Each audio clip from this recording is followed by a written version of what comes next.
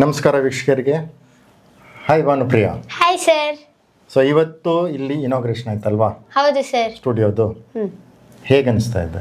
ತುಂಬ ಖುಷಿ ಆಗ್ತಿದೆ ಸರ್. ಇದೊಂದು ಒಳ್ಳೆ ವೇದಿಕೆ ನಮ್ಮಂಥ ಕಲಾವಿದರಿಗೆ ದೊಡ್ಡದಾಗಿ ಸಾಧನೆ ಮಾಡೋಕ್ಕೆ ಅಂತ ಫೀಲ್ ಬರ್ತಿದೆ. ಮತ್ತು ಇವಾಗ ಈ ಸೀಟಲ್ಲಿ ನಾನು ಕೂತಿದ್ದೀನಿ, ಸಾಧನೆ ಮಾಡಾದ್ಮೇಲೆ ಕೂಡ ನಾನು ಇಲ್ಲಿ ಕೂತ್ಕೋಬೇಕು ಅಂತ ಆಸೆ ಪಡ್ತೀನಿ ಸರ್.